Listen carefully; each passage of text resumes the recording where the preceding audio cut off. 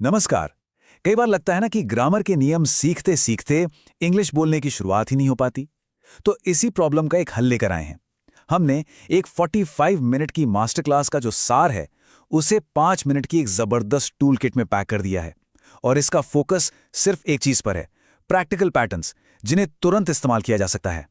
तो सबसे पहला सवाल यही आता है कि क्या मकसद वाकई में फटाफट इंग्लिश बोलना सीखना है? अगर जवाब हाँ है तो फिर समझिए कि ये चर्चा बिल्कुल सही है। तो इसका सीक्रेट क्या है?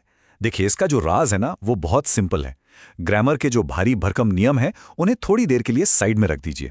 असली जो चाबी है वो है रेडीमेड पैटर्न्स में, मतलब बने बनाए वाक्य जिन्हें बस उठाकर अपनी बातचीत में इस्तेमाल करना शुरू कर देना है।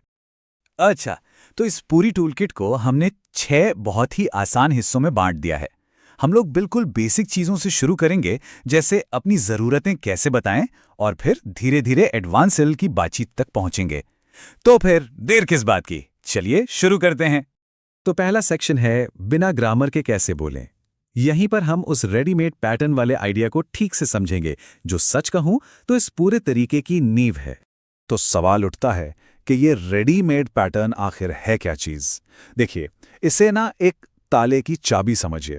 ये एक पहले से बना हुआ ग्रामर के हिसाब से बिल्कुल सही वाक्य है। बस इसे उठाइए और इस्तेमाल कीजिए। सोचना ही नहीं है कि ग्रामर क्या है, नियम क्या है, कोई कंफ्यूजन ही नहीं। ठीक है, तो अब चलते हैं हमारे पहले सेट ऑफ टूल्स पर। यहाँ हम बात करेंगे अपनी चाहत और ज़रूरतों को एक्सप्रेस करने की, जो किसी भी बातचीत का आप कह सकते हैं बेस होता है। अब जरा इन 4 पैटर्न्स को देखिए, ये कितने कमाल के हैं।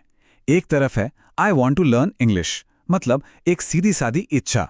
और दूसरी तरफ है I have to leave now, जो एक तरह की मजबूरी या जिम्मेदारी दिखाता है। तो ये 4 छोटे छोटे पैटर्न रोज की कितनी सारी बातें कवर कर लेते हैं।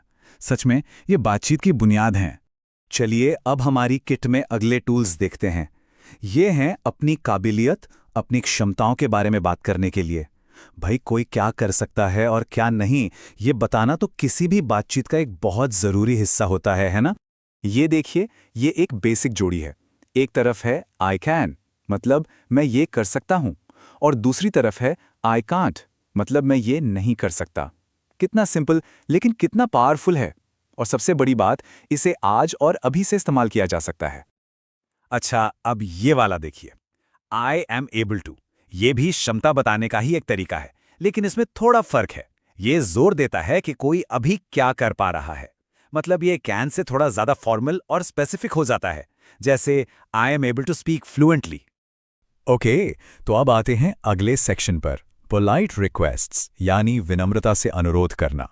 अब जब हम अपनी ज़रूरतें बता पा रहे हैं तो ये सीखना भी ज़रूरी है कि दूसरों से कोई चीज़ विनम्रता से कैसे मांगे या कहें। ये 4 पैटर्न तो समझ लीजिए कि रोज की बातचीत के लिए बहुत ही जरूरी हैं। चाहे कैन आई सिट हियर कहकर इजाजत मांगनी हो, या लेट मी चेक बोलकर किसी की मदद ऑफर करनी हो, ये हर जगह काम आते हैं। चलिए अब एक स्टेप और आगे बढ़ते हैं। अगला सेक्शन है विचार और राय शेयर करने के बारे में। मतलब अब हम सिर्फ काम की बातें नहीं करेंगे, बल्कि अपने मन की बात, अपने विचार और अपनी राय रखना भी सीखेंगे। ये जो स्लाइड है ना, ये अपने आप में एक पूरी डिस्कशन टूल किट है। अपनी राय रखनी है, आई थिंक है। किसी की बात से सहमत है, आई अग्री बोलिए। और अगर सहमत नहीं है तो सीधे सीधे आई डिसअग्री कह सकते हैं। और कुछ समझ नहीं आया तो आई डोंट अंडरस्टैंड। मतलब एक पूरी बातचीत को संभालने के लिए सारे टूल्स यहीं पर हैं। ओके, अब हम कुछ ऐसे एडवांस्ड पैटर्न्स देखेंगे जो इंग्लिश बातचीत में एक नेचुरल फ्लो, एक स्वाभाविक लय लाएंगे। इनसे ऐसा लगेगा कि कोई रटकर नहीं बल्कि दिल से बोल रहा है, बिल्कुल किसी नेटिव स्पीकर की तरह। जैसे ये वाला पैटर्न देखिए, लॉन्ग स्टोरी शॉर्ट। हिंदी में जैसे हम कहते हैं ना, शॉर्ट में बताऊं तो ये किसी भी लंबी चौड़ी बात को फटाफट खत्म करके सीधे मुद्दे पर आने के लिए एक जबरदस्त तरीका है। इससे समय भी बचता है और सामने वाले को लगता है कि आप एक एडवांस स्पीकर हैं।